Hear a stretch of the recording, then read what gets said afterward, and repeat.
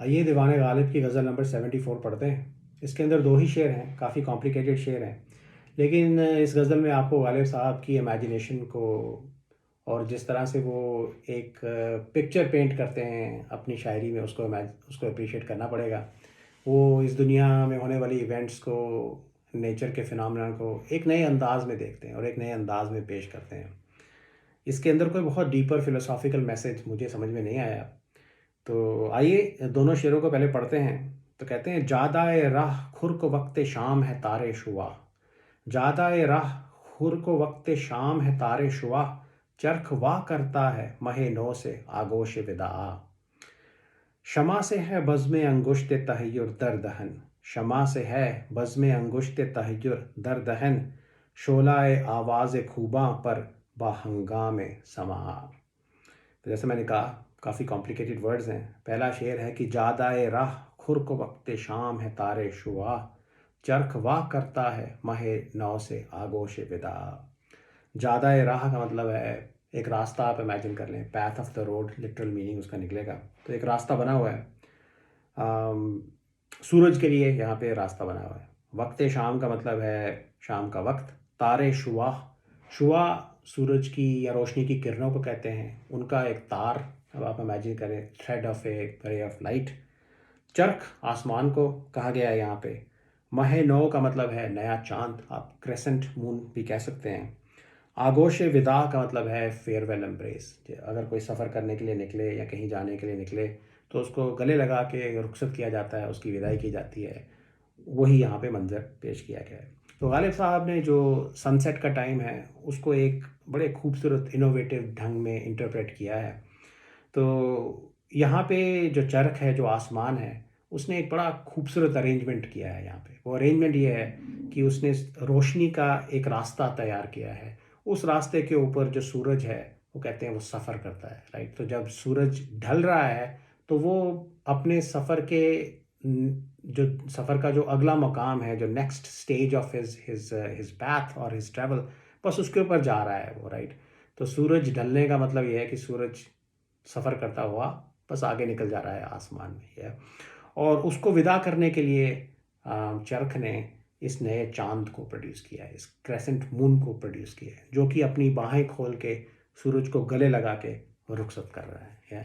देखिए कैसी खूबसूरत इमेजिनेशन इन्होंने की है। इफ़ेक्टिवली उन्होंने सूरज को एक सफ़र करने वाली एंटिटी बताया है, एक ट्रैवलर बताया है, राइट। एक राही बताया है जो इस लाइट के पाथ के ऊपर, रोशनी के पाथ के ऊपर आगे बढ़ता जा रहा है। और चाँद जो है वो गले लगा के उसको विदा कर रहा है, या। और ये सारा अरेंजमेंट किसने किया है? चरख ने किया है, आसमान ने किया है, या। तो जादाए राह खुर को वक्त शाम है तारे शुआ। चरख वाह करता है महे नो से आगोशे विदा। दूसरा शेर है कि शमा से है बज़्म अंगुश्त तहय्युर दर दहन। शमा से है बज़्म अंगुश्त तहय्युर दर दहन। शोलाए आवाज़ खूबां पर बाहंगाम समा। तो काफ़ी कॉम्प्लिकेटेड इसके अंदर वर्ड्स भी हैं। दो की कॉन्सेप्ट है इसके अंदर। एक तो तहय्युर, तहय्युर का मतलब होता है टू बी अमेज्ड, राइट। किसी बात से हैरान हो जाना, या कोई ऐसा खूबसूरत मंज़र आपके सामने आ जाए, कोई ऐसी खूबसूरत एक्सपीरियंस आपको हो कि आप हैरान रह जाएं। और शोलाए आवाज़ खूबां का मतलब है, शोलाए आवाज़ का मतलब है आवाज़ की आग, फ्लेम ऑफ द वॉइस। और खूबा खूबसूरत लोगों को कहा जाता है, तो इस केस में flame of the voice of the beautiful ones, या। और शमा तो आपको पता ही है, बज़्म भी आपको पता है, एक गैदरिंग या महफिल को कहते हैं। तो इसको लिटरली ट्रांसलेट करने, वर्ड बाय वर्ड ट्रांसलेट करने की बजाय आप ये इमेजिन करें कि एक महफिल है जहाँ पे एक शमा जली हुई है, ये। उस शमा, वो शमा को जलाने वाली चीज़ जो है वो है खूबसूरत लोगों की आवाज़ की आग, जहाँ पे जिस शोलाए आवाज़ खूबा जिसको बोला गया है। तो इस महफिल के अंदर खूबसूरत लोग गा रहे हैं, राइट। और उस म्यूज़िक से एक समा बंधा हुआ है। और वो जो आवाज़ खूबा का जो शोला है, उसने इस कैंडल को, इस शमा को जला के रखा हुआ है। ये एक चीज़ है।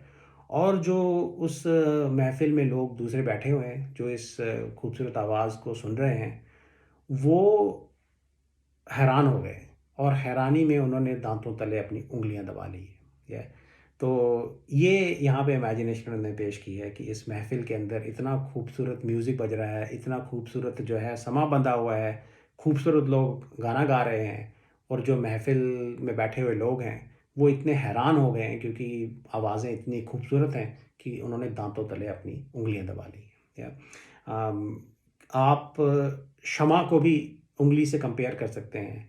आई don't know if that completely makes sense, but कुछ इंटरप्रिटेशंस में ऐसा भी लिखा है कि जो शमा है, that is the finger of amazement in this case. या ओवरऑल एक बहुत ही खूबसूरत सुरीली म्यूज़िक की महफ़िल की डिस्क्रिप्शन है। खूबसूरत लोग जो हैं वो यहाँ पे उन्होंने समा बाँधा है म्यूज़िक का, और जो सुनने वाले जो हैं वो इतने हैरान हो गए हैं, वो इतने खो गए हैं कि उन्होंने अमेज़मेंट से, हैरानी से दाँतों तले उँगलियाँ दबा ली हैं। शमा से है बज़्म अंगुश्त तहय्युर दर दहन, शोलाए आवाज़ खूबाँ परबा हंगामे समा। तो कॉम्प्लिकेटेड शेर थे दोनों, but I hope it made sense. Thank you.